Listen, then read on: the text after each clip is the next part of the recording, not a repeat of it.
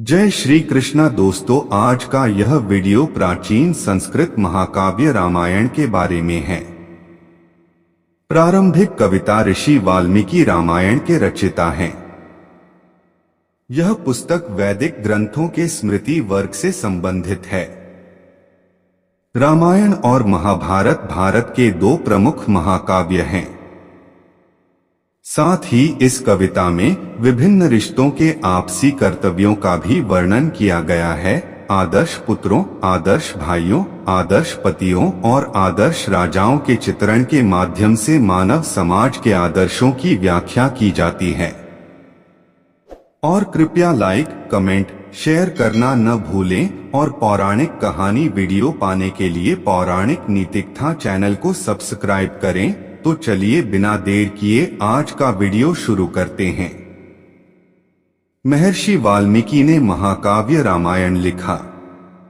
ऐसा कहा जाता है कि महर्षि वाल्मीकि ने राम के जन्म से 6000 साल पहले रामायण लिखी थी। रामायण में मूल रूप से 6 खंडों में 24,000 श्लोक थे। वाल्मीकि द्वारा उत्तरकांड की बात की रचना के कारण रामायण में 7 अध्याय हैं। आदि, अयोध्या, अरण्य, किष्किंध्य, सुंदर, लंका और उत्तरकांड। रामायण का प्यार, भाईचारा और सत्यता अभी भी सभी द्वारा सिखाई और अनुसरण की जाती है। देवी सीता अपनी पवित्रता और भक्ति के लिए सभी हिंदू महिलाओं के लिए एक आदर्श हैं।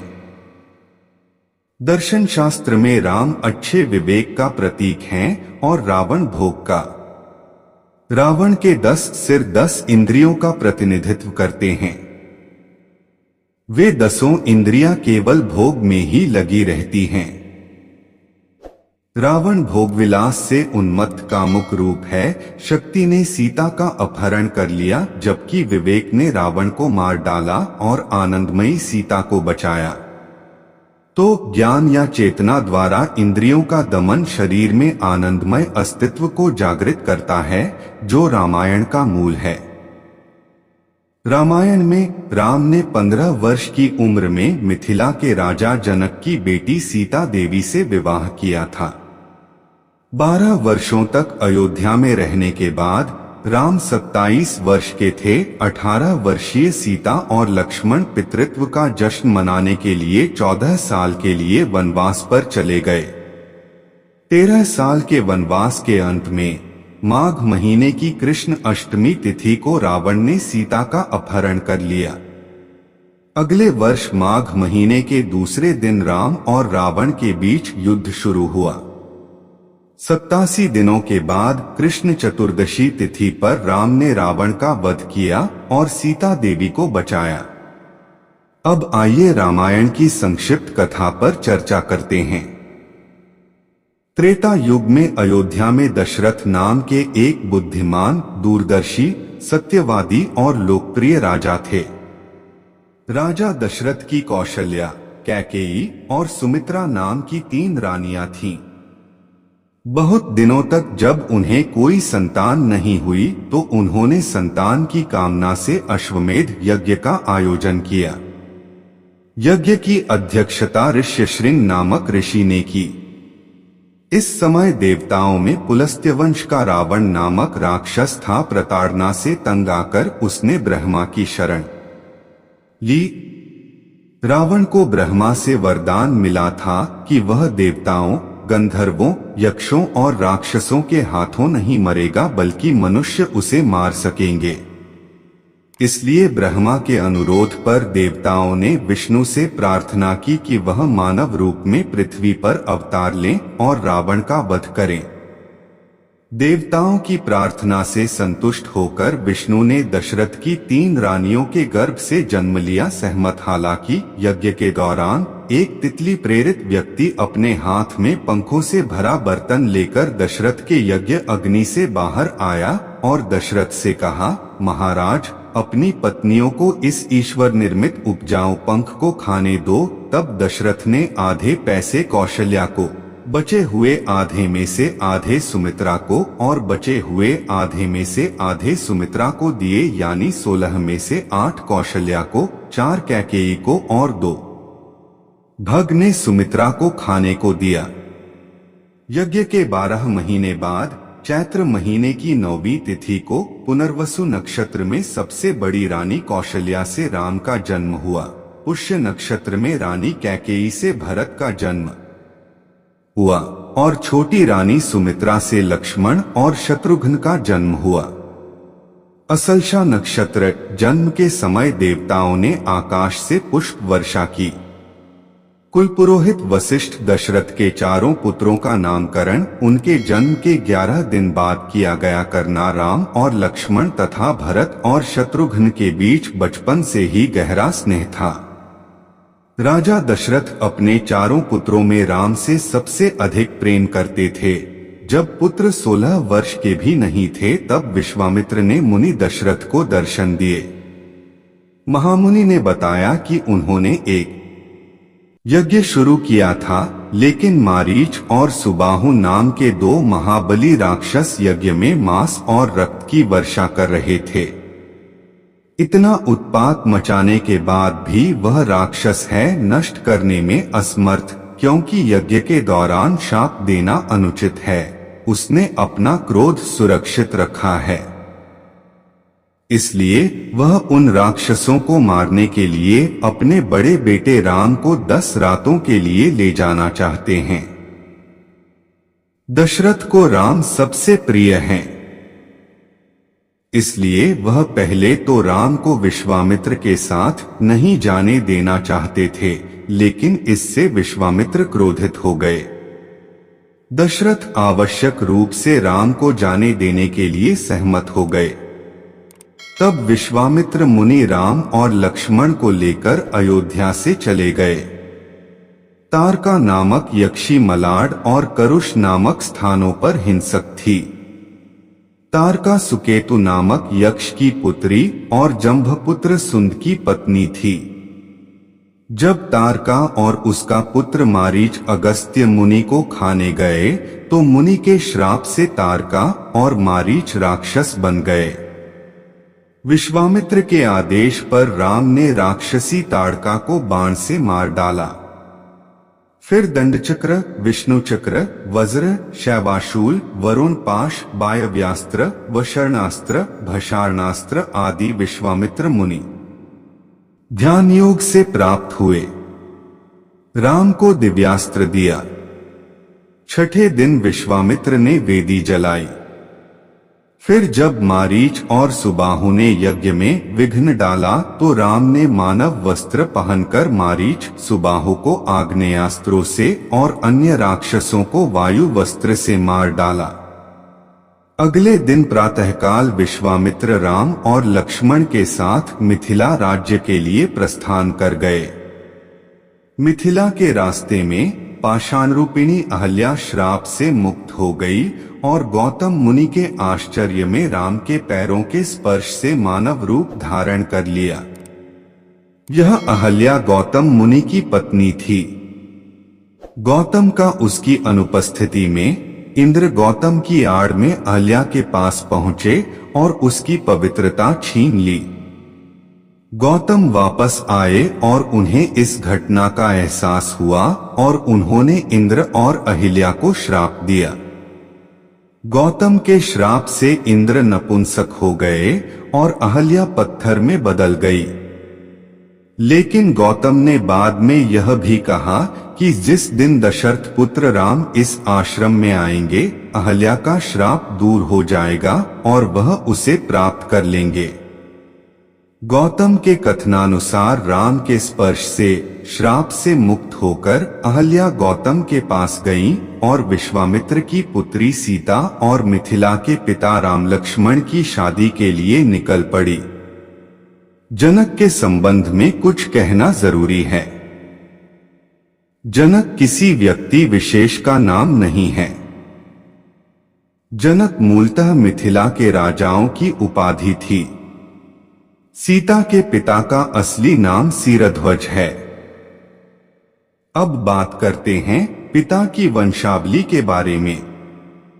धर्मात्मा निमिर बेटे का नाम मीठी और मीठी के बेटे का नाम जनक है। वह मिथिला के पहले जनक राजा थे। उनके 3 पुरुषों के बाद देवरात हुए और देवरात के 14 पुरुषों के बाद ह्रस्वरोम आए।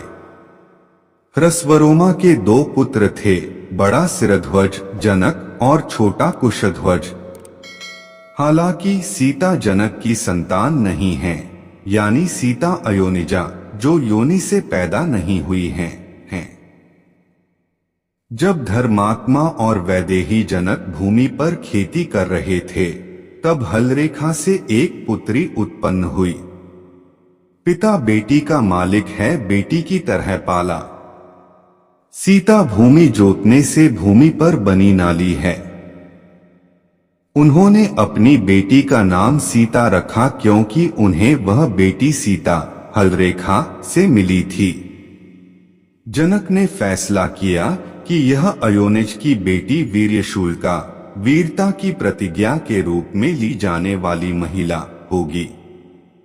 इसलिए उन्होंने निर्णय लिया कि जो कोई उनके द्वारा संरक्षित महादेव के धनुष को तोड़ सकेगा, वही सीता से विवाह करने के योग्य होगा। कितने राजा, महाराजा, यक्ष, देवता, राक्षसों ने उस धनुष को तोड़ने का प्रयास किया, लेकिन कोई भी उस धनुष को नहीं तोड़ सका। तब विश्वामित्र की आज्ञा पर राम ने धनुष उठाया और तोड़ दिया। उस समय आकाश और पृथ्वी गड़गड़ाहट के समान शब्द से कांप उठे।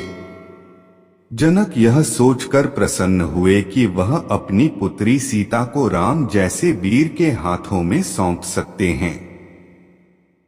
अगले दिन राजा दशरथ जनक दूतों से यह समाचार पाकर वे मिथिला पहुंचे। दशरथ अपने मंत्रियों वशिष्ठ, भरत और शत्रुघ्न जैसे ऋषियों के साथ मिथिला आए। वशिष्ठ मुनि की इच्छा पर जनक अपनी बड़ी बेटी सीता को राम को और अपनी छोटी बेटी उर्मिला को लक्ष्मण को सौंपने के लिए सहमत हुए।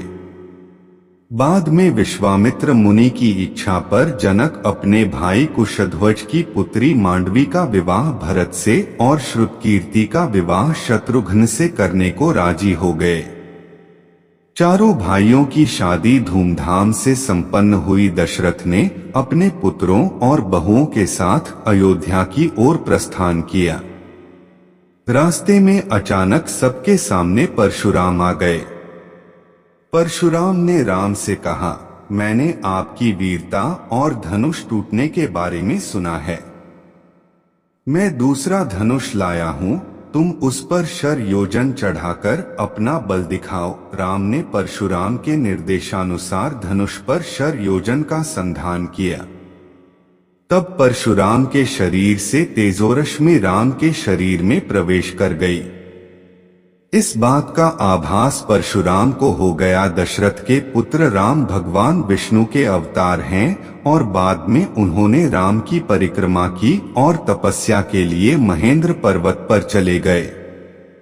कुछ दिनों के बाद भरत और शत्रुघ्न चाचा घर चले गए और राम और लक्ष्मण अपनी पत्नियों के साथ सुखपूर्वक रहने लगे। राजा दशरथ ने राम को राजकुमार के रूप में नियुक्त करने की इच्छा व्यक्त की और इस अवसर पर एक अभिषेक समारोह का आयोजन किया। तभी कैकेयी के पितृयालय से मंथरा नाम की एक महिला आई। कुब्जा ने कैकेयी को सलाह दी कि यदि दशरथ राम का राज्याभिषेक करेंगे तो कैकेयी के अजन्मे भरत कभी राजा नहीं बनेंगे बल्कि राम के दास बने रहेंगे। मंथरा की मूर्खता के आगे झुककर कैकेयी ने राजा दशरथ से 2 वरदान मांगे। राम के स्थान पर भरत का राज्याभिषेक हो, यह उनका पहला वरदान था, और राम मृगचर्म धारण करके तपस्वी होकर 14 वर्ष तक दंडकारण्य में रहे, यह उनका दूसरा वरदान था। इस वरदान प्रार्थना का एक इतिहास है। एक बार देवासुर संग्राम में कैकेयी उनकी थी। उन्होंने अपने कौशल और बुद्धि से दशरथ की जान बचाई। तब दशरथ ने प्रसन्न होकर कैकेयी को 2 वरदान देना चाहा। तब कैकेयी उस वर को नहीं चाहती थी। था अब वह वरदान अपने स्वार्थ के लिए चाहता था। कैकेयी की बात सुनकर राजा दशरथ आश्चर्यचकित रह गए। होश में आने के बाद उन्होंने कैकेयी को समझाने की कोशिश की, लेकिन असफल रहे। अंततः उन्होंने कैकेयी की शर्त मान ली और राम को बुलाया। जब कैकेयी ने राम को अपने दूल्हे के बारे में बताया तो राम ने तुरंत सभी शर्तें स्वीकार कर लीं और जल्द ही जंगल जाने के लिए तैयार हो गए। राम के वन जाने की बात सुनकर दशरथ बेहोश हो गए। राम की सारी बात सुनकर लक्ष्मण क्रोधित हो गए और उन्होंने राम से बलपूर्वक राज्य हथियाने को कहा। लेकिन धर्मनिष्ठ राम ने अपने पिता दशरथ की आज्ञा का उल्लंघन किया और राज्य छीनकर उसका आनंद लेने की अपेक्षा वन में जाना बेहतर समझा। राम सीता को उनकी माता कौशल्या और पिता दशरथ की सेवा के लिए जंगल में छोड़ना चाहते थे, लेकिन उपपत्नी सीता ने राम को छोड़ने से इनकार कर दिया और वह भी राम के साथ वन जाना चाहते थे। राम ने उसे समझाया कि उसके जैसी कोमल महिला के लिए जंगल में रहना बहुत खतरनाक और असंभव था, लेकिन विवाहिता सीता के लिए अपने पति के बिना संसार का सुख भोगने की अपेक्षा अपने पति के साथ वन में जाना बेहतर है। इसलिए सीता के संकल्प के आगे झुकते हुए राम ने सीता को वन में जाने की अनुमति दे दी। न केवल सीता बल्कि लक्ष्मण ने भी राम के साथ वन जाने का फैसला किया। वन जाने से पहले राम अपने पिता दशरथ के कक्ष में गए। दशरथ ने राम को वन जाने से मना किया और उसे कैद करके राज्य पर कब्जा करने को कहा। बलपूर्वक राज्यों पर कब्जा करना क्षात्र धर्म का विरोध नहीं है, लेकिन यदि राम ने बलपूर्वक राज्य ले लिया तो दशरथ का कैकेयी को दिया गया वरदान व्यर्थ हो जाएगा। यदि वर असफल हुआ तो दशरथ का पद और धर्म दोनों नष्ट हो जाएंगे। इसलिए राम ने अपने पिता दशरथ के कल्याण के बारे में सोचते हुए वन जाने का फैसला किया। वन जाने से पहले राम ने ब्राह्मणों और मंत्री चित्ररथ को तीर, रत्न, वस्त्र, वाहन और दासियां दी। राम, सीता और लक्ष्मण पिता, माता और प्रियतम प्रणाम करके वह रथ पर चढ़ गया और वन की ओर प्रस्थान कर गया। सुमंत उनके सारथी हैं। अयोध्या के बहुत से लोग उनके रथ के पीछे पीछे तमसा नदी के तट तक गए। सभी लोगों के वहां रात बिताने के बाद, इससे पहले कि सभी लोग सो जाएं, राम उस स्थान से तेजी से जंगल की ओर चले गए। अयोध्यावासी तंद्रा टूटने पर राम को न देखकर विलाप करते हुए वापस अयोध्या आए। राम, सीता और लक्ष्मण रथ पर चढ़कर गंगा के तट पर प्रांत में आए और राजा निषद का आतिथ्य प्राप्त किया। अगले दिन उन्होंने गंगा पार कर वत्सदेश देश में शरण ली और दुहखी अवस्था में अयोध्या लौट आए। वत्सदेश में रात्रि बिताने के बाद वे गंगा यमुना के संगम पर भारद्वाज मुनि के आश्रम में गए। अगले दिन वे मुनि के कहे अनुसार 10 कोश दूर अनेक ऋषि मुनियों की तपस्थली चित्रकूट पर्वत पर गए। वाल्मीकि मुनि का आश्रम चित्रकूट पर्वत की तलहटी में जंगल में स्थित है। राम, सीता और लक्ष्मण उन्होंने आश्रम के पास ही एक घर बनाया और रहने लगे। सुमंत के मुख से राम की मृत्यु का समाचार सुनकर दशरथ और अधिक दुखी हो गए। राम की वन यात्रा की छठी रात के मध्य में दशरथ का पूर्वाभास जाग उठा। उन्होंने कौशल्या को पिछले दुष्कर्म के बारे में बताया। अपनी शादी से पहले जब वह युवराज थे तो वह मानसून के दौरान सरयू नदी के तट पर मृग्या गए थे। जब सरयू का जल अंधेरे में लुप्त हो गया तो दशरथ ने घड़े में पानी भरने की आवाज सुनी और सोचा कि कोई हाथी पानी पी रहा होगा।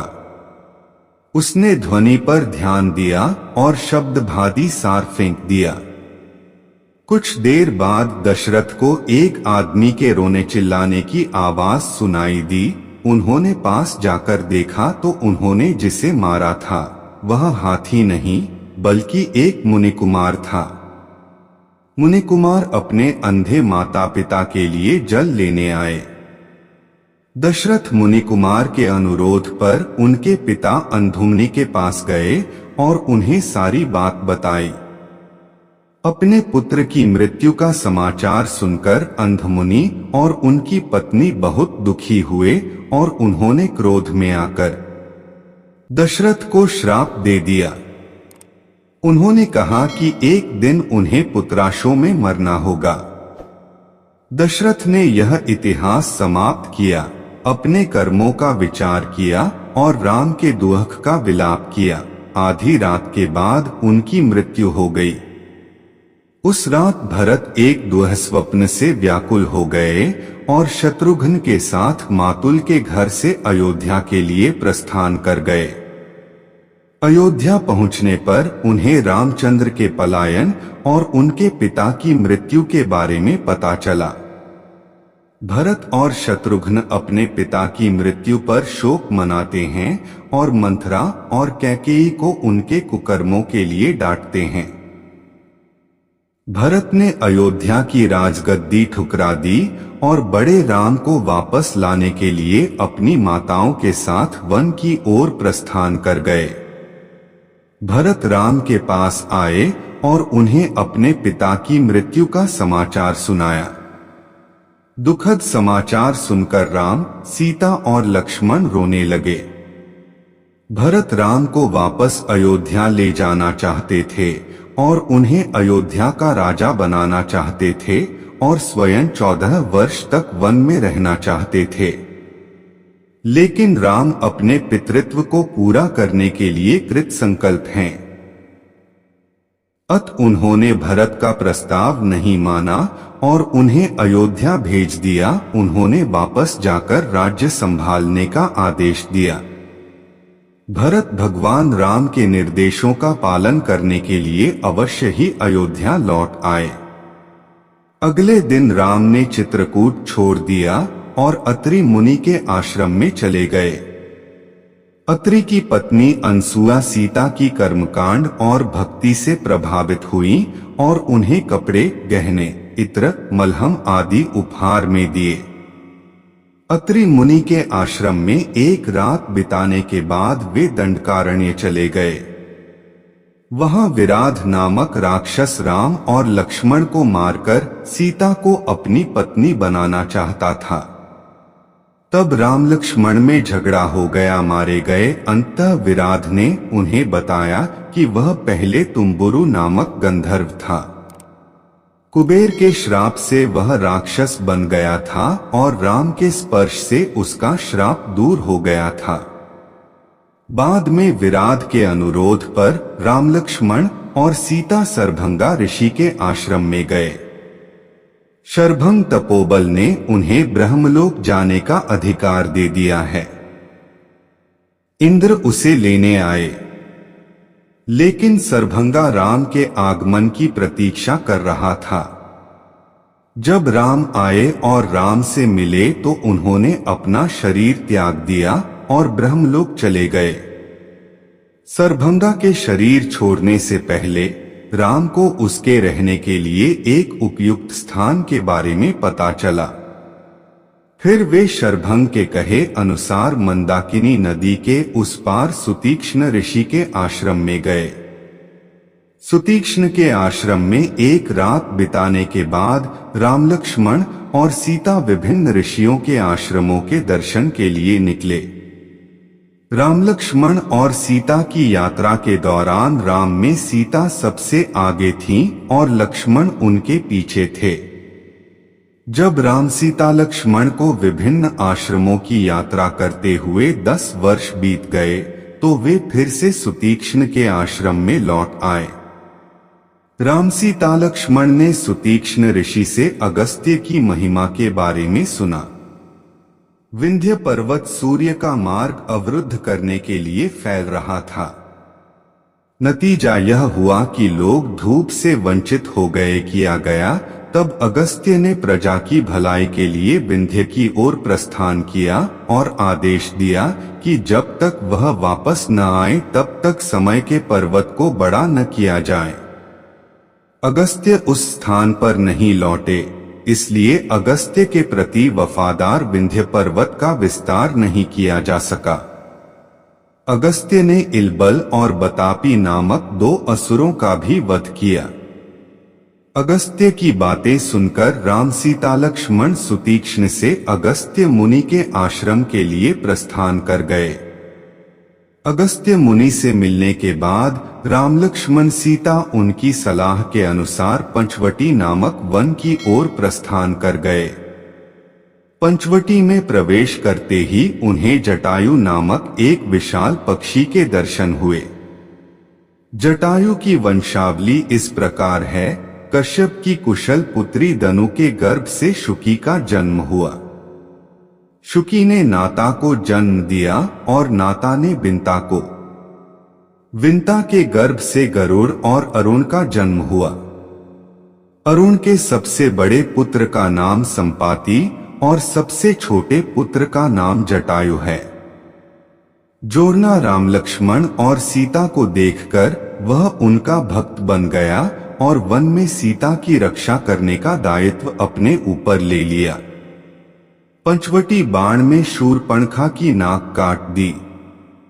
पंचवटी में लक्ष्मण ने मिट्टी, बांस, शमी वृक्ष की शाखाओं, कुशक्षापत्र आदि से एक पर्णकुटी बनाई और वे वहां खुशी से रहने लगे। एक दिन राक्षस रावण की बहन शूर्पणखा उनकी कुटिया में आई और राम को देखकर उस पर मोहित हो गई और उसने राम को अपने पति के रूप में स्वीकार करने की पेशकश की। जब राम ने प्रस्ताव अस्वीकार कर दिया तो शूर्पणखा लक्ष्मण को अपने पति के रूप में लेना चाहती थी। जब लक्ष्मण भी उसे दूर कर देते हैं तो वह सीता का भक्षण करने के लिए आगे बढ़ता है। लक्ष्मण तो राम के हैं, उसने डंडे से राक्षस के नाक कान काट दिए। शूर्पणखा अपने मामा खर और पूंता के पास गई और राम लक्ष्मण को अपने अपमान के बारे में बताया। जब खर और पोरुंटा अपनी बहन के अपमान का बदला लेने आए तो राम और लक्ष्मण ने उन्हें मार डाला। उस युद्ध में खरदूषण के 14,000 राक्षस सैनिक भी मारे गए।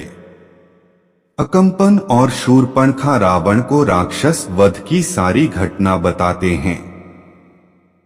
यह सब सुनकर रावण क्रोधित हो जाता है। राम लक्ष्मण ने वध करने की प्रतिज्ञा की।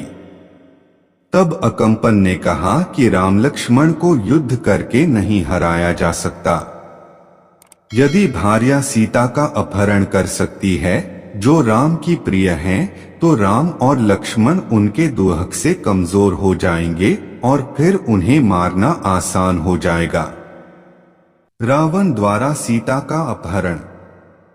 अकंपन की सलाह के अनुसार रावण अपने रथ पर सवार होकर सबसे पहले मारीच के आश्रम में गया और उसे सारी घटना बताई। मारीच भी राम लक्ष्मण को मारने और सीता का अपहरण करने में रावण की मदद करने के लिए सहमत हो गया। जादुई देवदूत ने एक सुनहरे हिरण का रूप धारण किया और पंचवटी जंगल में गायब हो गया।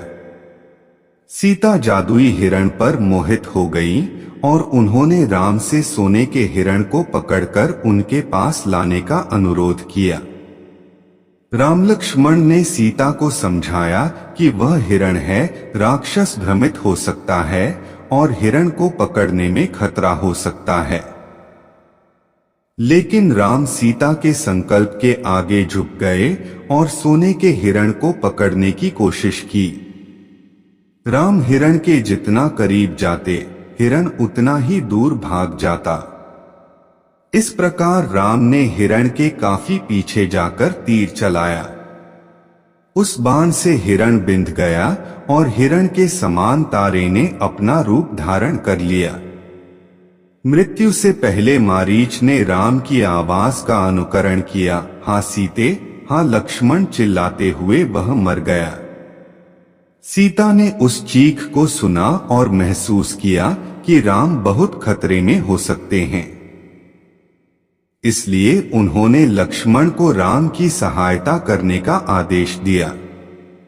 राम ने सीता की रक्षा के लिए अनुज लक्ष्मण को छोड़ दिया, इसलिए उन्होंने राम के आदेशों की अनदेखी की और सीता की बात पर जाने के लिए सहमत नहीं हुए। लेकिन सीता की फटकार से लक्ष्मण को जाने के लिए मजबूर होना पड़ा।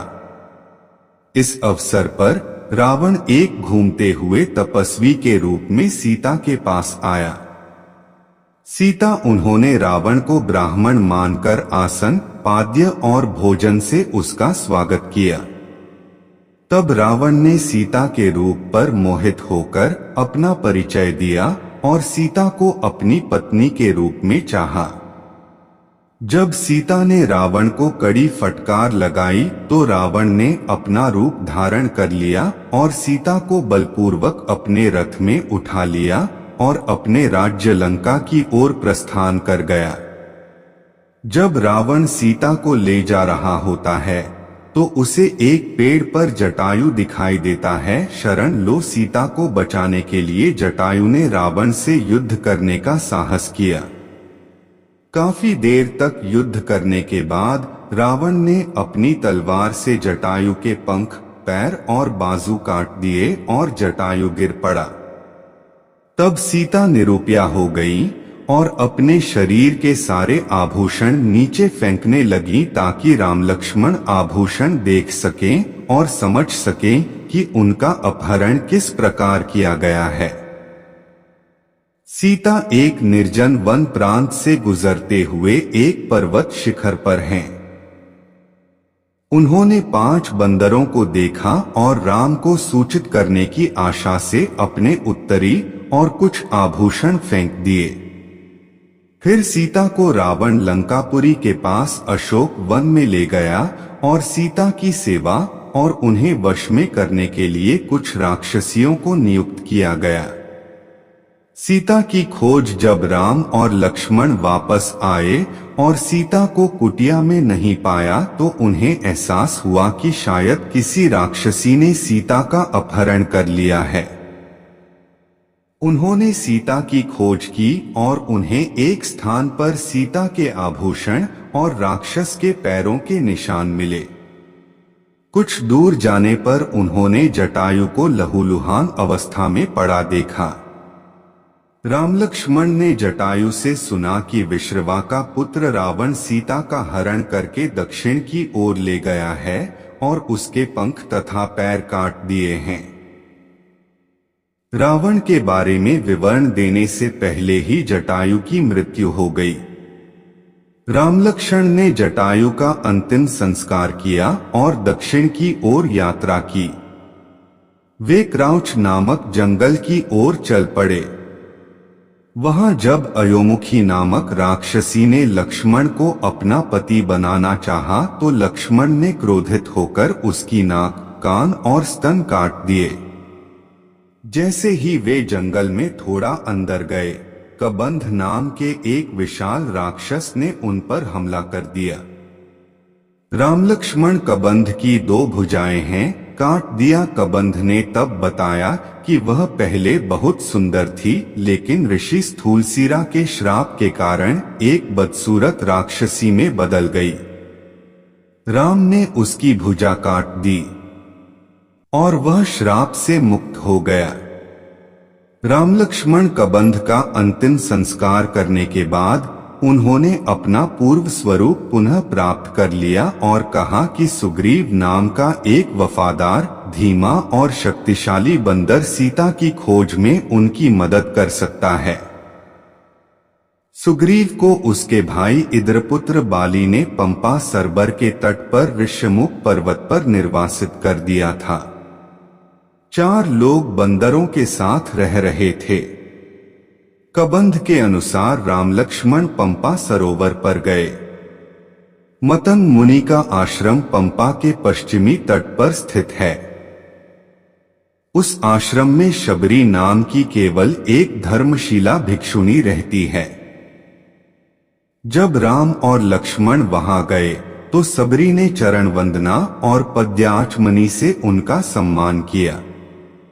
शबरी ने कहा कि उन्हें छोड़कर इस आश्रम के सभी ऋषि स्वर्ग चले गए हैं और वह केवल राम का है।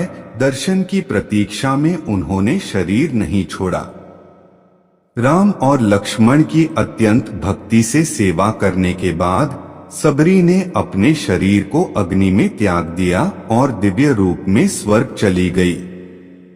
जब राम और लक्ष्मण ऋष्यमुख पर्वत पर पहुंचे तो सुग्रीव उन्हें दूर जाता देखकर डर गया और साथी वानरों के साथ सुरक्षित आश्रय में चला गया।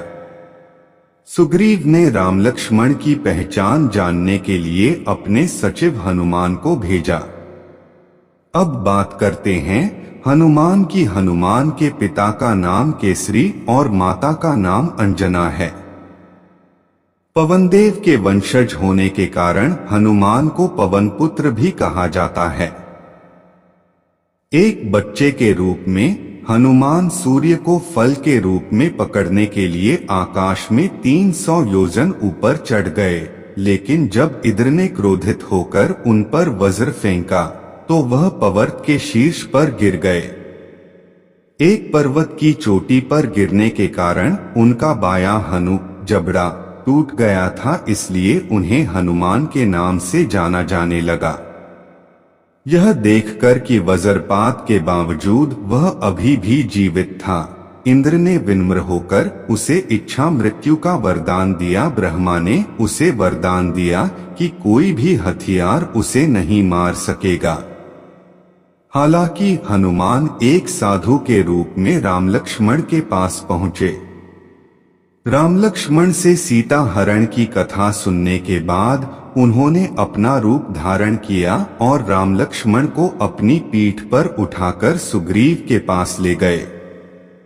सुग्रीव ने हनुमान से राम और लक्ष्मण का परिचय सुना और उनके साथ संधि कर ली। सुग्रीव ने राम लक्ष्मण को बताया कि उनके बड़े भाई बाली ने उन्हें राज्य से निकाल दिया है और उनकी पत्नी रूमा को ले लिया है। क्या सुग्रीव को यह भी पता चला कि उसने रावण को सीता देवी का अपहरण करते हुए देखा था। जब उन्होंने राम को सीता द्वारा छोड़े गए आभूषण और अलंकार दिखाए तो राम और सीता अपने दुख पर विलाप करने लगे। तब सुग्रीव ने आश्वासन दिया कि वह सीता को ढूंढकर अपने पास लाएगा। राम ने भी उन्हें आश्वस्त किया कि वह बाली को मार डालेंगे और उसकी पत्नी को बचा लेंगे। बाली और सुग्रीव का युद्ध एवं बाली का वध। राम ने सुग्रीव के साथ मिलकर बाली को मारने की योजना बनाई। यह निर्णय लिया गया कि सुग्रीव बाली को युद्ध के लिए चुनौती देगा और सुग्रीव और बाली के बीच युद्ध के दौरान राम एक तीर से बाली को मार देंगे। अगले दिन सुग्रीव की योजना के अनुसार सभी ने बाली को युद्ध के लिए आमंत्रित किया। बाली युद्ध करने आ गया। फिर बाली और सुग्रीव का घमासान युद्ध प्रारंभ हो गया। लेकिन बड़े बाली और छोटे सुग्रीव की शक्लें एक जैसी थी, इसलिए राम बाली और सुग्रीव को अलग नहीं कर सके। बाली के साथ युद्ध में सुग्रीव हार गया और घायल हो गया, भाग गए। अगले दिन आसानी से पहचानने के लिए सुग्रीव को फूलों की माला पहनाई गई। जब सुग्रीव ने फिर से बाली को युद्ध के लिए बुलाया तो बाली ने सुग्रीव के साथ युद्ध शुरू कर दिया। राम बाली और सुग्रीव को अलग करने में सक्षम थे। जब उन्होंने बाली पर तीर चलाया और बाली को तीर लग गया और वह गिर गया। जब बाली की मृत्यु से उसकी पत्नी दुखी हुई और साथ मरना चाहती थी तब राम ने उसे सांत्वना देकर शांत किया। अपने भाई की मृत्यु के बाद सुग्रीव भी दुखी हो गया और भिक्षु बन गया। वह जीवन को थामना चाहता था। राम ने सुग्रीव को शोक करने से रोका और बालीपुत्र अंगद का किष्किंध्य के राजा और राजकुमार के रूप में अभिषेक किया। वानर सेना द्वारा सीता का पीछा करना। वर्षा ऋतु की समाप्ति के बाद जब शरद ऋतु आई तो सुग्रीव ने हनुमान को अपनी सेना एकत्र करने का आदेश दिया। लक्ष्मण और हनुमान ने मिलकर वानर, भालू और गोलंगुल वीरों को राम के सामने प्रस्तुत किया। तब सुग्रीव ने सीता देवी, हनुमान, नील, जाम्बन, गोया, गबक्ष आदि वीरों को खोजने के लिए पूर्व में जूटपति विनत को, दक्षिण में तारा के पिता यानी अपने ससुर सुषेण को, पश्चिम में और शतबाला को भेजा। उत्तर नामित नायक बंदर, उनमें से प्रत्येक सीता की खोज में निकल पड़े। लेकिन हनुमान समस्त वानर सेना में सर्वश्रेष्ठ वीर थे। इसलिए सुग्रीव ने सीता को बचाने की जिम्मेदारी हनुमान को सौंपी।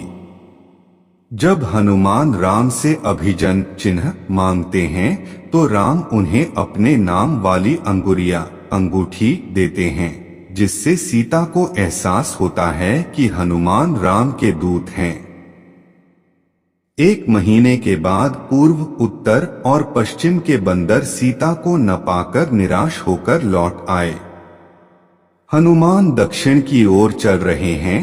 अंगद, जम्बुबान आदि वीर सीता की खोज में विंध्य पर्वत पर गए।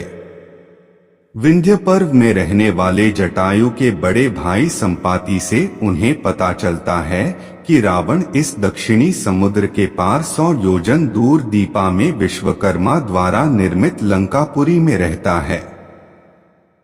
संपाति के पुत्र सुपार्श्व ने रावण को एक स्त्री को रथ में बिठाकर लंका की ओर ले जाते हुए देख लिया। संपाति की बातें सुनकर बानर वीरों ने समुद्र पार करके लंका जाने का निश्चय किया। गोया 10, गबक्ष 20, शरभ 30, ऋषभ गांठ से 40, गंधमादन 50, मैंदा 60, द्विविद 70, सुषेण 80 और वृद्ध मल्लराज जम्बुबन 90 योजन तक जा सकते हैं। यदि अंगद 100 योजन विस्तृत समुद्र को पार कर सकता है तो भी उसमें वापस आने की शक्ति नहीं है। केवल हनुमान ही उस सागर को पार करके पुनः वापस आ सकते हैं। इसलिए केवल हनुमान ही सीता की खोज में समुद्र पार करके लंका जाने के लिए उपयुक्त हैं। हनुमान ने महेंद्र पर्वत पर चढ़कर सूर्य, इंद्र, राक्षसों और पवन देव की पूजा की। वह शव को पकड़कर समुद्र पार करने के लिए कूद पड़ा। हनुमान ने समुद्र को आकाश में फैलाने के क्रम में सिंहिका नामक राक्षसी का वध किया। हनुमान समुद्र पार करके लोम पर्वत पर उतरे और त्रिकुट पर्वत पर स्थित लंकापुरी को देखा। शाम के समय हनुमान ने बिल्ली का रूप धारण किया और उत्तरी द्वार से लंका में प्रवेश किया।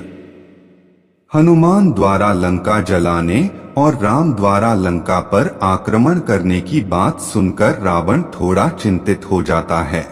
अन्य असुरों ने उन्हें सांत्वना दी और प्रोत्साहित किया। लेकिन विभीषण ने रावण को सलाह दी कि राम कोई साधारण व्यक्ति नहीं है। यदि राम लंका पर आक्रमण करते हैं तो लंका के सभी राक्षस नष्ट हो जाएंगे। इसके अलावा रावण ने सीता का अपहरण करके अधर्म किया है, इसलिए सीता को राम को लौटाना उसका कर्तव्य है। रावण ने विभीषण की बात नहीं मानी और अन्य राक्षसों ने भी विभीषण का बहुत अपमान किया। इसलिए विभीषण ने राम के पक्ष में लंका छोड़ दी में शामिल हो गए। शार्दूल नामक चरवाहे से रावण को खबर मिली कि राम, लक्ष्मण और सुग्रीव की वानर सेना लंका पर आक्रमण करने आ रही है। तब रावण ने शुक नामक एक मंत्री को सुग्रीव से युद्ध से विरत रहने का अनुरोध करने के लिए भेजा। सुग्रीव ने पक्षी का रूप धारण करके वह मंत्र सुग्रीव को दिया, परंतु सुग्रीव ने उसे अस्वीकार कर दिया। समुद्र सेतुओं की रचना एवं लंका तक यात्रा। राम समुद्र के तट पर पूर्व की ओर मुंह करके लेट गए और संकल्प किया, या तो मैं समुद्र को पार करूंगा या समुद्र को नष्ट कर दूंगा। लेकिन 3 रात तक पूजा करने के बाद भी जब समुद्र प्रकट नहीं हुआ तो राम ने समुद्र को सुखाने के लिए धनुष पर ब्रह्मास्त्र योजना चलाई। तभी समुद्र प्रकट हुआ और उसने समुद्र पार करने का उपाय बताया। समुद्र ने कहा कि विश्वकर्मा का पुत्र नल उसकी गोद में पुल बनाने में सक्षम था और उसने आगे वादा किया कि वह पार करते समय स्थिर खड़ा रहेगा। लेकिन ब्रह्मास्त्र अमान्य है, इसलिए राम ने समुद्र से विनती की उस बाण को उत्तर में द्रुमकुल्य नामक स्थान पर फेंकने से वहां गहब्वा की उत्पत्ति हुई और वह स्थान मरुकांत के नाम से विख्यात हुआ। राम के निर्देश पर नल ने अन्य वानर सेनाओं की सहायता से साल, कुटज, अजुर्न, ताल, आम्र आदि वृक्षों और पर्वतों का उपयोग करके 5 दिनों में 100 योजन पुल बनाए। समुद्र पार करके सुग्रीव अपने सैनिकों और जागीरदारों के साथ प्रचुर फल और जल से युक्त एक स्थान पर आए और शरण ली।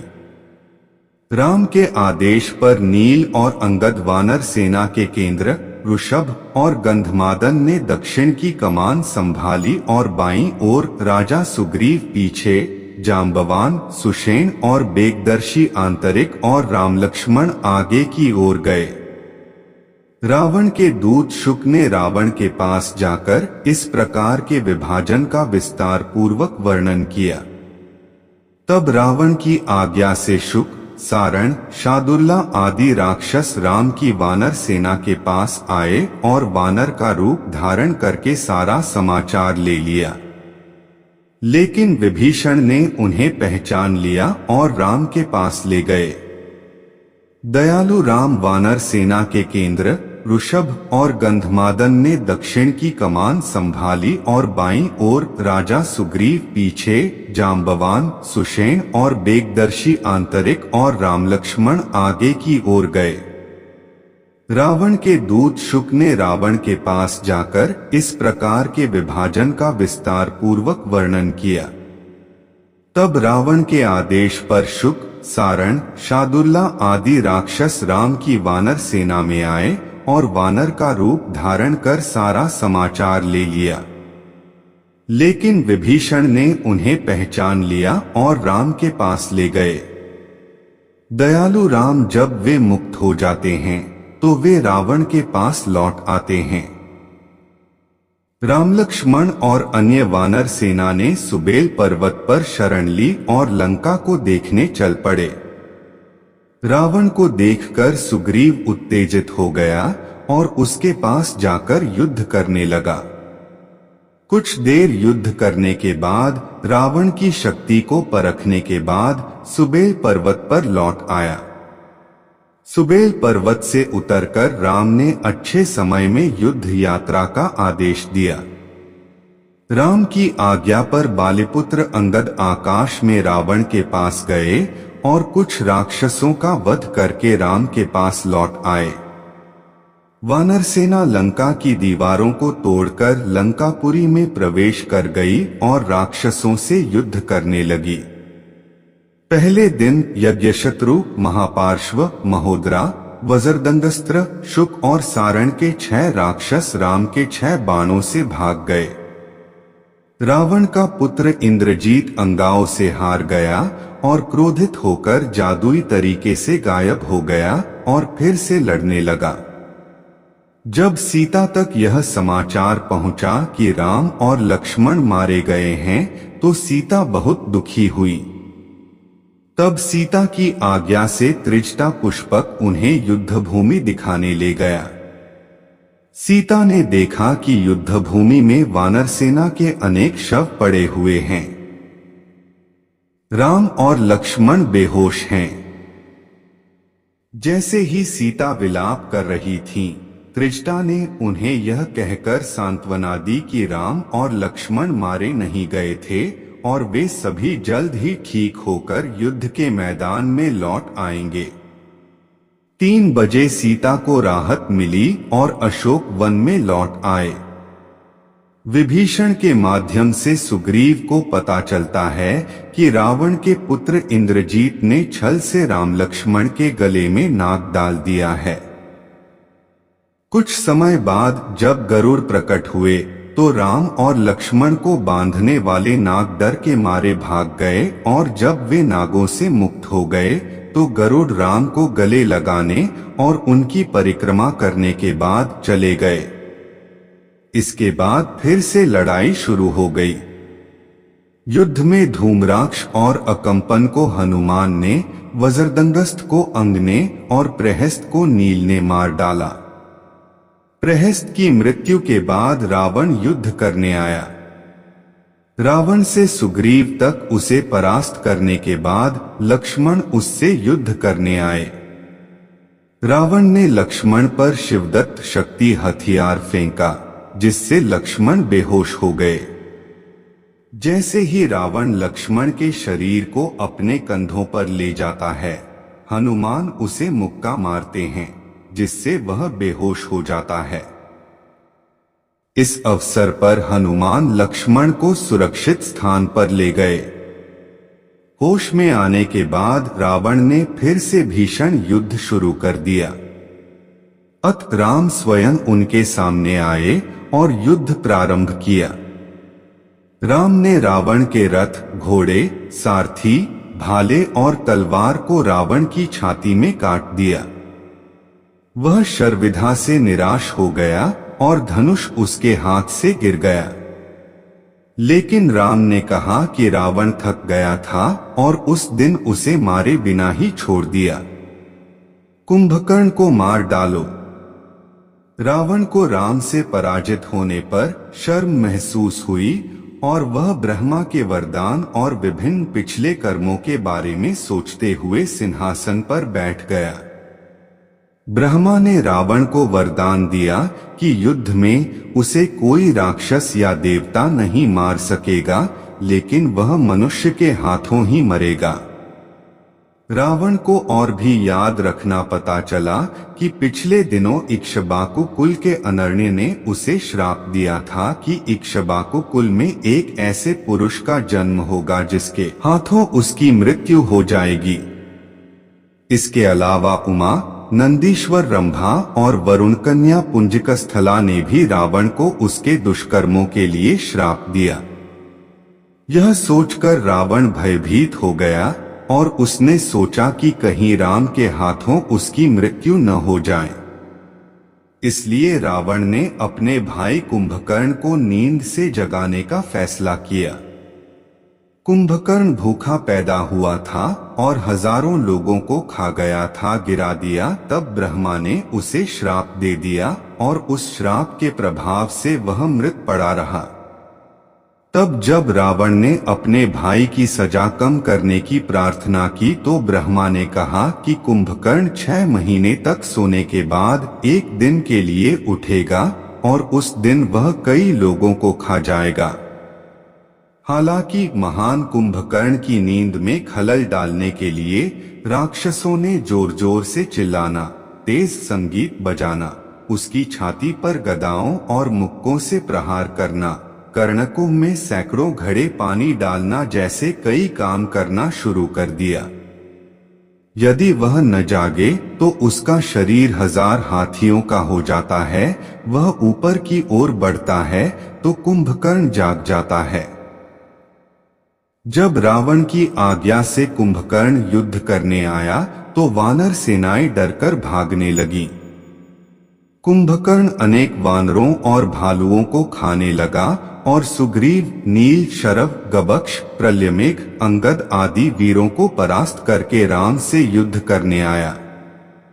राम ने वायु और ऐन्द्रास्त्र से कुंभकर्ण के दोनों हाथ और अर्धचंद्राकार बाण से उसके पैर काट दिए।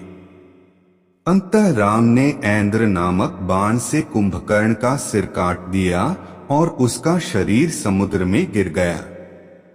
कुंभकर्ण की मृत्यु पर रावण दुख से मूर्छित हो गया। तब रावण ने देवांतक, नरांतक, त्रिशिरा और अतिकाय नामक 4 पुत्रों और महोदरा और महापार्श्व नामक भाइयों को युद्ध के लिए भेजा। हनुमान ने देवांतक और त्रिशिरा को, अंगद ने नरांतक को, नील महोदा को, वृषभ महापार्श्व को और लक्ष्मण अतिकाय को ब्रह्मास्त्र से मार डाला। रावण के 2 भाइयों और 4 पुत्रों की मृत्यु के बाद इंद्रजीत जादुई तरीके से बादलों के पीछे गायब हो गया और युद्ध शुरू कर दिया। मेघनाथ इंद्रजीत का दूसरा नाम है जो बादलों के पीछे से लड़ने में सक्षम है। इंद्रजीत हनुमान, सुग्रीव, अंगद, जम्बुबान, सुषेण आदि मंत्रसिद्ध प्रास, शूल और तीखे बाणों से राम और लक्ष्मण पर बाण चलाने लगे। इंद्रजीत ने स्वयंभू द्वारा दिए गए ब्रह्मास्त्र से राम और लक्ष्मण को हरा दिया और अपने पिता रावण के पास गया और जीत की घोषणा की। राम और लक्ष्मण ब्रह्मास्त्र से बंधे नहीं थे, लेकिन वे ब्रह्मास्त्र के सम्मान की रक्षा के लिए वशीभूत रहे। फिर राम लक्ष्मण के इलाज के लिए हनुमान से जम्बूबाण मांगा। उन्होंने मृत्युनाशक, निरोधात्मक, सावर्ण्यकरण तथा तंधानी ये 4 प्रकार की महौषधि लाने का आदेश दिया। वे महान जड़ी बूटियां हिमालय की कंचनमय ऋषभ और कैलाश चोटियों के बीच चमकते औषधीय पर्वत में पाई जाती हैं। जब हनुमान औषधीय पर्वत पर गए तो चमकती हुई औषधियां लुप्त हो जाने के कारण हनुमान को नहीं मिली। तब वह क्रोधित हो गया और औषधीय पर्वत को अपने सिर पर लेकर आकाश में लौट आया। जड़ी बूटियों की गंध के साथ राम, लक्ष्मण और अन्य वानर सेना ठीक हो गई और हनुमान औषधि पर्वत को उसके उचित स्थान पर लेकर लौट आए। जब वानर युद्ध के मैदान में लौट आए तो रावण ने कुंभ और निकुंभ को युद्ध में भेजा। उनके साथ युपाक्ष, शोणितक्ष, प्रजंगा और कोम्पना भी शामिल थे, लेकिन वे सभी युद्ध में मारे गए। बाद में खर का पुत्र मक राक्षस युद्ध करने आया और राम के बाण से मारा गया। तब इंद्रजीत ने जादू से सीता की एक मूर्ति बनाई और उसे रथ में रखकर युद्ध के मैदान में ले आया। इंद्रजीत हनुमान उसके सामने माया सीता का सिर काट दिया गया और वह निकुंभिला की यज्ञ भूमि पर होम करने चली गई। जब हनुमान ने दुखी होकर सीतावध का समाचार राम को दिया तो राम शोक में डूब गए।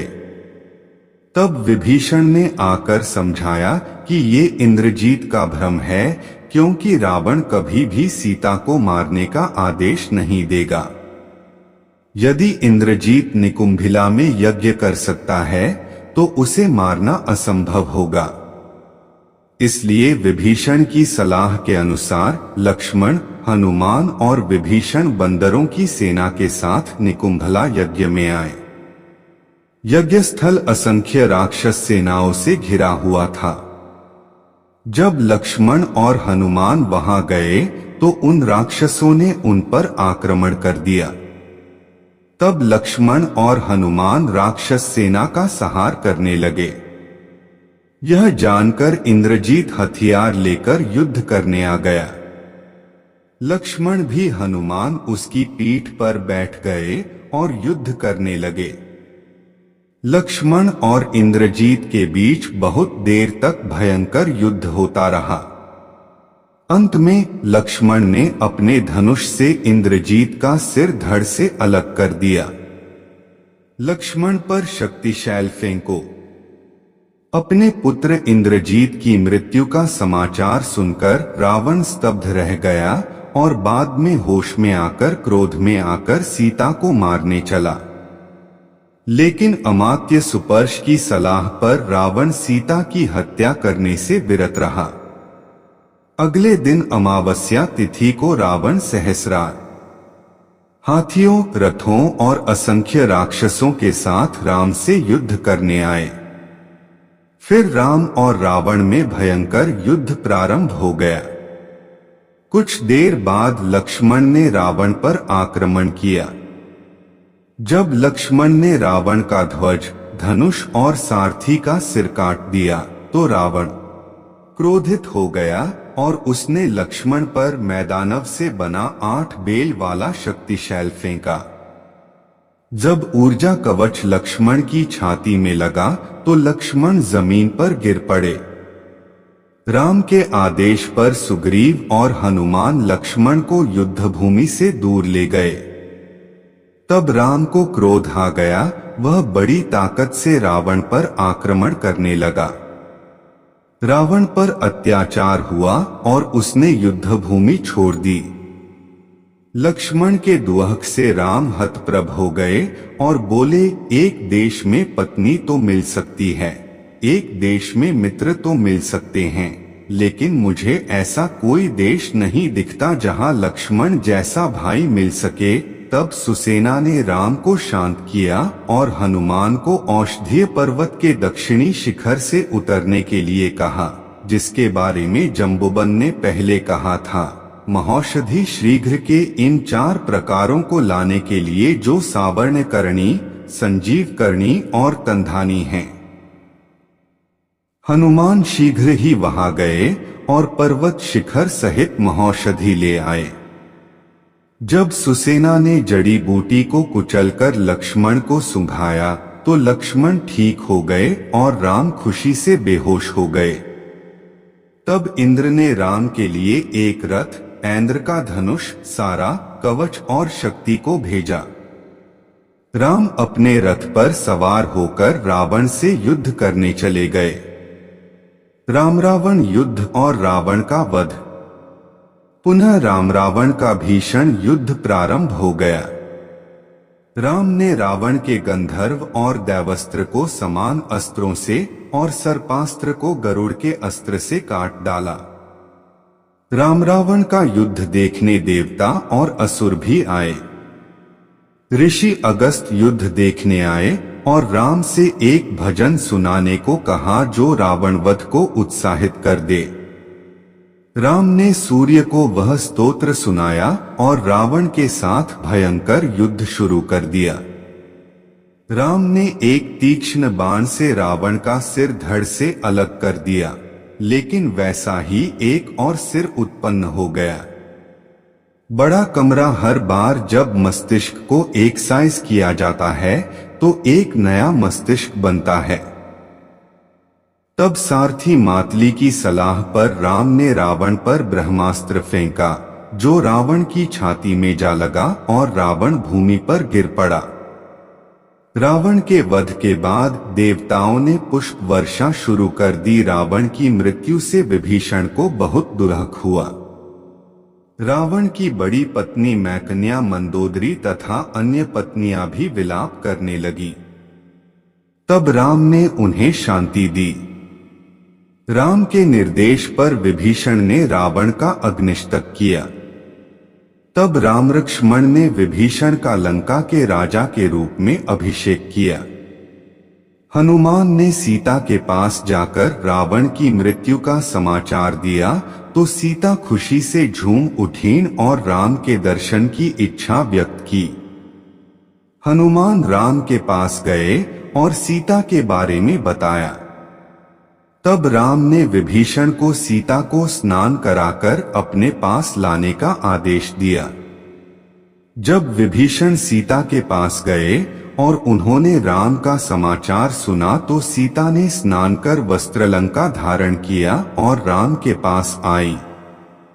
राम और सीता एक दूसरे से मिलने जाने लगे, लेकिन राम ने सीता के चरित्र पर संदेह करते हुए उन्हें अस्वीकार कर दिया। यह बादल के बिना गड़गड़ाहट के समान है। तब सीता ने लज्जा और दुहक से अग्नि में प्रवेश करने की इच्छा व्यक्त की। सीता ने यह कहते हुए अग्नि में प्रवेश कर लिया, यदि मैं शुद्ध चरित्र की हूँ जिसे राम बुरा मानते हैं तो लोक साक्षी अग्नि देव मेरी रक्षा करें। राक्षस, वानर तथा स्त्रियां एकत्रित होकर जोर जोर से चिल्लाने लगी। तब कुबेर, यम, पितर, इंद्र, वरुण, महादेव और ब्रह्मा प्रकट हुए। ब्रह्मा ने राम को बताया कि सीता सती थीं और राम स्वयं शंखचक्रगदा पद्मधारी थे। नारायण। तब अग्नि ने सीता से क्रोधित होकर चिता से उठकर सीता को राम को सौंपते हुए कहा, इस निर्दोष शुद्ध स्वभाव वाली मैथिली को बिना किसी हिचकिचाहट के ले लो। तब राम ने कुछ देर सोचा और कहा, सीता बहुत समय तक रावण के घर में रही है, इसलिए उसका शुद्धिकरण आवश्यक है, अन्यथा लोग कहेंगे कि दशरथ का पुत्र राम मूर्ख और कामुक है। मैं जानता हूं कि सीता एकनिष्ठ है, वह अपनी सुरक्षा बहुत करती है और रावण उसके साथ बलात्कार करना चाहता है। गुड नोट, मैं अपनी महिमा के समान सीता का त्याग नहीं कर सकता। आप सबने जो कहावत कही है मैं उसका पालन अवश्य करूंगा। सीता की अग्नि परीक्षा का विशेष महत्व है। राम को एहसास हुआ कि सीता पवित्र और सदाचारी थीं, लेकिन वह लोगों के सामने यह साबित करना चाहता था कि उसकी पत्नी कितनी पवित्र है। अग्नि परीक्षा से पहले ही राम को पता था कि सीता को आग में नहीं जलाया जाएगा, बल्कि सीता की महानता और पवित्रता को सबके सामने प्रकट किया जाएगा। उन्होंने ये नाटक किया। राम ने देवी सीता का अपमान करके उन्हें और अधिक महिमामंडित किया। तब दशरथ स्वर्ग से आए और राम सीता को दर्शन दिए। जैसे ही वनवास का 14वां वर्ष बीत गया, दशरथ ने राम से अयोध्या जाकर राज्याभिषेक करने को कहा। लक्ष्मण को राम सीता की सेवा करने का आदेश दिया गया।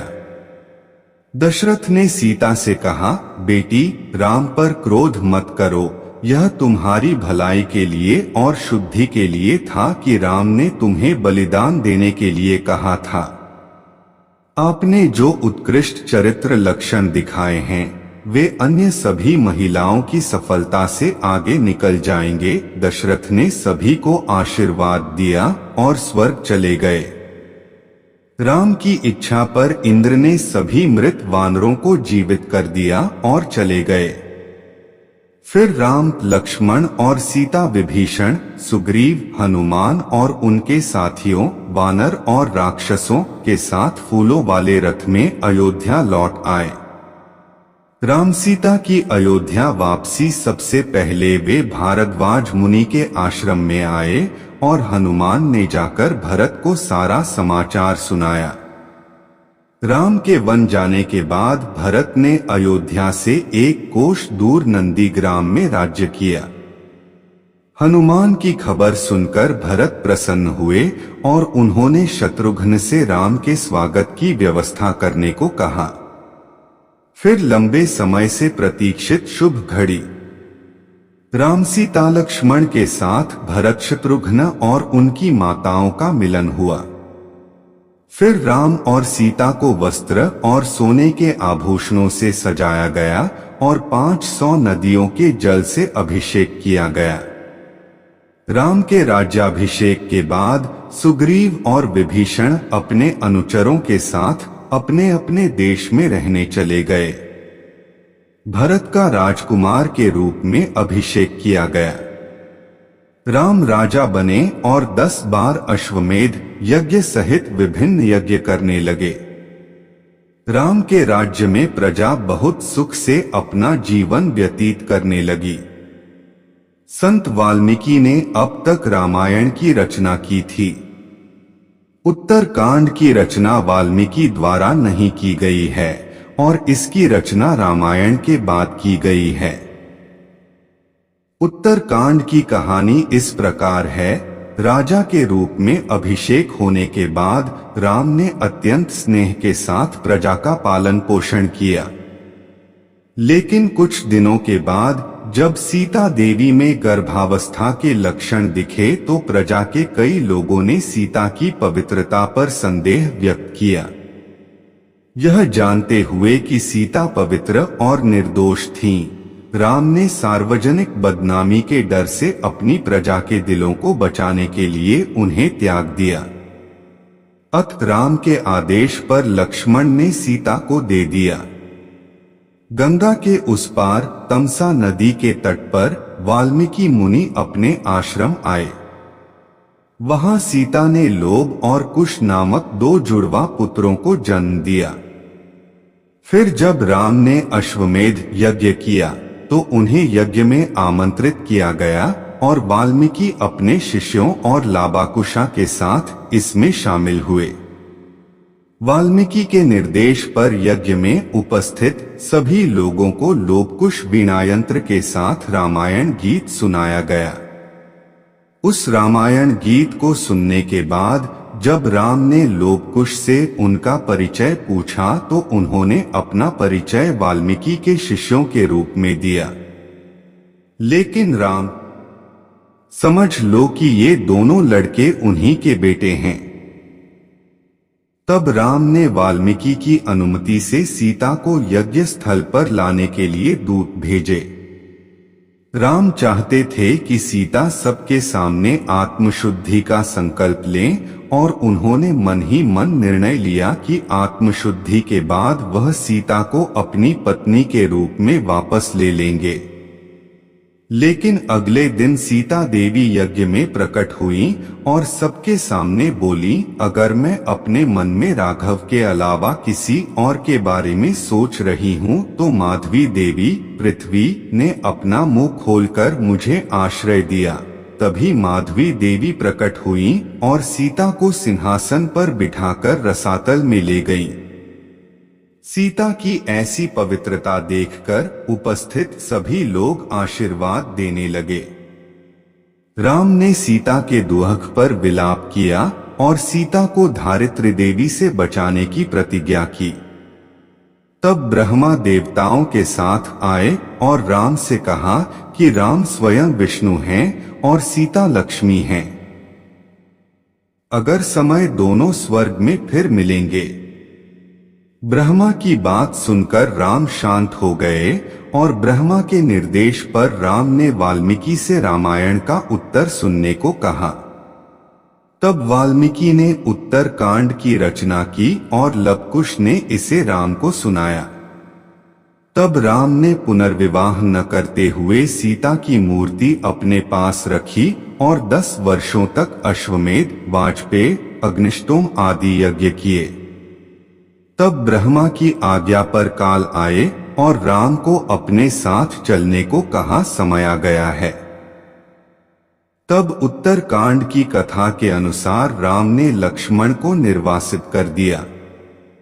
तब लक्ष्मण ने सरयू नदी के तट पर योग बल से अपना शरीर त्याग दिया। लक्ष्मण के शोक में राम ने कुश को दक्षिण कोसल का राज्य और लोबा को सरयू तट का राज्य सौंपा। राम के साथ भरत और शत्रुघ्न भी सरयू तट पर गए। राम ने अपने अनुयायियों के साथ वैष्णव धर्म में प्रवेश किया। इस प्रकार रामायण समाप्त होती है।